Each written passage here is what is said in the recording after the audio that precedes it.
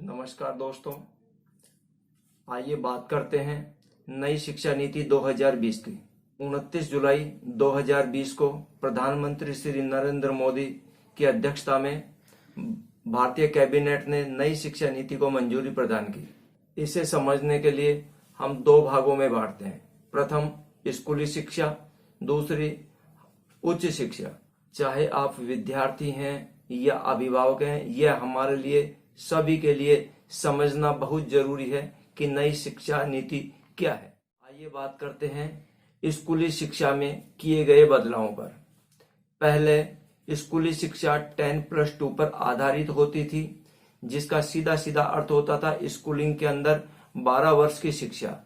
10 वर्ष जो होते थे सामान्य अध्ययन के होते थे, 2 वर्ष जो होते थे स्पेसिफिक एजुकेशन के होते थे। अब यह जो वर्तमान शिक्षा नीति लागू हुई है, यह 5+3+3+4 पर आधारित है। संक्षेप में कहूं तो अब बच्चा विद्यालय के अंदर 15 वर्ष अध्ययन करेगा। अब हम यहाँ 5+3+3+4 को समझते हैं।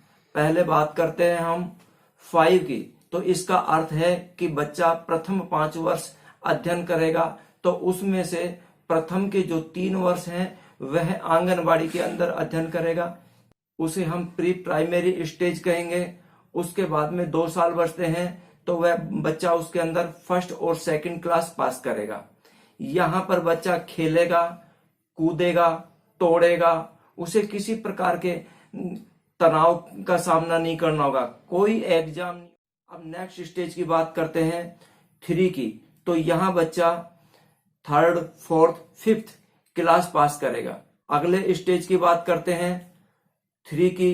तो यहाँ 6th, 7th, 8th ये क्लास पास करेगा। और यहाँ शिक्षा नीति के अंदर बहुत बड़े बदलाव किए गए हैं।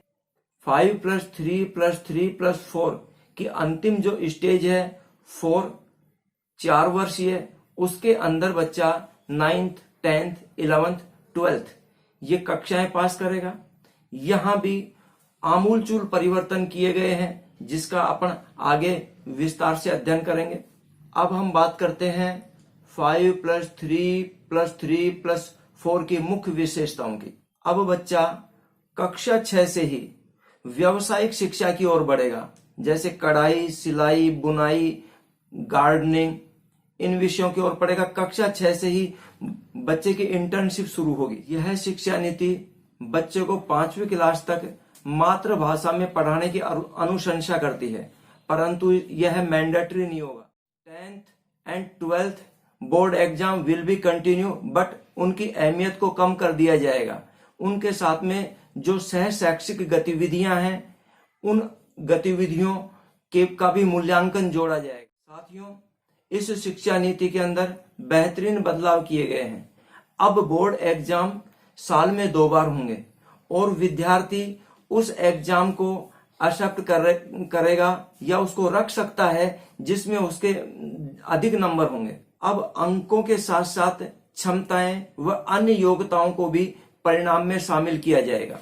अब नई शिक्षा नीति के अंदर सरकार ने यह प्रयास किया है कि जब बच्चा स्कूली एजुकेशन से बाहर आए तो वह अपने पसंदीदा क्षेत्र में जब कार्य करने के लिए जाए तो उसके अंदर लाइफ स्किल्स डेवलप हो और वह किसी भी क्षेत्र में सफल हो सके।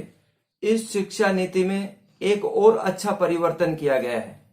अब बच्चा परीक्षा के अंदर जब लगता है कि उसको अमुक विषय कठिन लगता है, जैसे कि उसको इंग्लिश कठिन लगती है और वह समझता है कि इंग्लिश भविष्य में उसके किसी काम की नहीं है, तो वह उस इंग्लिश एडवांस की बजाय इंग्लिश मीडियम लेगा, जो कि एडवांस से थोड़ी सी सरल होगी और वह उस कक्षा को पास कर पाएगा। इस शिक्षा नीति के अंदर एक बड़ा परिवर्तन जो +2 में शामिल हुआ था, अब उसको इस शिक्षा नीति जिसे हम 5+3+3+4 के प्रारूप में देखते हैं, उसमें हटा दिया गया वापस। वह क्या है? अब बच्चा 9th क्लास से ही अपने विषय चुन सकेगा। सरकार ने इस शिक्षा नीति के अंदर ऐतिहासिक कदम उठाते हुए कक्षा 9 से सब्जेक्ट सिलेक्शन में स्ट्रीम कंडीशन जो थी उसे समाप्त कर दिया है। अब छात्र बायो के साथ में कला के सब्जेक्ट, या ये कहूं कि विज्ञान वर्ग के साथ में कला के सब्जेक्ट भी और कॉमर्स के सब्जेक्ट भी पढ़ सकेगा। अब सह शैक्षिक गतिविधियां, खेल कूद को फिजिक्स, केमिस्ट्री, पॉलिटिकल साइंस के बराबर की अहमियत प्रदान की जाएगी। साथियों, नई शिक्षा नीति 2020 में मूल्यांकन के अंदर अध्यापक का वर्चस्व अब समाप्त किया जाएगा। मूल्यांकन प्रक्रिया के तहत बच्चा स्वयं अपने आप को नंबर देगा, उसके साथी उसको नंबर देंगे और अध्यापक उसको नंबर देगा और टोटल फिर उसका परिणाम या मूल्यांकन तय किया जाएगा। नई शिक्षा नीति के अंदर छात्र और अध्यापक का रेशो 30:1 का रहेगा। अब बात करते हैं हायर एजुकेशन की। तो हायर एजुकेशन को अभी तक जो कंडक्ट करता था यूजीसी, अब उस यूजीसी के जगह higher education commission of India स्थान लेगा। आगामी 15 वर्ष में सभी एफिलिएशन समाप्त कर दिए जाएंगे। महाविद्यालयों को स्वायत्तता प्रदान की जाएगी। प्रयास ये किया जाएगा कि प्रत्येक जिले के अंदर एक यूनिवर्सिटीज हो, एक कॉलेज में सभी स्ट्रीम्स हों। इसमें एक शानदार निर्णय किया गया कि अब कॉलेज के अंदर जो ड्रॉप आउट बच्चे होंगे उनको नुकसान नहीं होगा। बात करते हैं उच्च शिक्षा के अंदर 4 इयर्स ग्रेजुएशन डिग्री कोर्स की। तो पहले जब बच्चा 1 ईयर या 2 ईयर के अंदर ड्रॉप आउट कर देता था और कुछ समय बाद में जब वह महाविद्यालय से जुड़ता था, शिक्षण कार्य से जुड़ता था, तो पिछले 2 वर्ष उसके लैस हो जाते थे, खत्म हो जाते थे। हो सकता है बच्चा किसी कारणवश नहीं पढ़ पाया, आर्थिक कारण, पारिवारिक कारण, परंतु उसका लॉस होता था। अब बच्चे को इसका लॉस नहीं होगा। बच्चे ने यदि 1 या 2 साल बाद छोड़ दी अध्ययन और वापस वो 3 साल बाद में जुड़ सकता है, तो पिछले का क्रेडिट उसको मिलेगा। अब यदि विद्यार्थी ने 1 ईयर पास करके कॉलेज छोड़ दी तो उसे सर्टिफिकेट मिलेगा।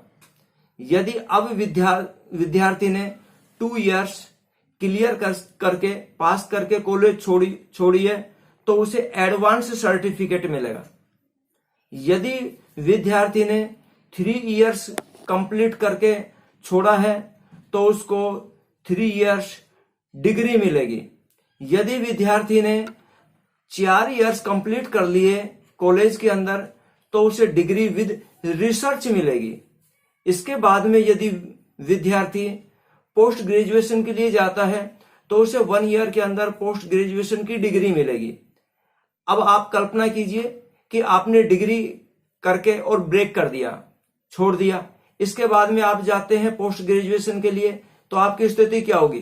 तो आपकी स्थिति यह रहेगी कि आपको पोस्ट ग्रेजुएशन में वही 2 इयर्स लगने हैं, 2 इयर्स लगेंगे। अब हम बात करते हैं एमफिल और पीएचडी की नई शिक्षा नीति के अंतर्गत। एमफिल को नई शिक्षा नीति के अंदर समाप्त कर दिया गया। बात करते हैं पीएचडी की।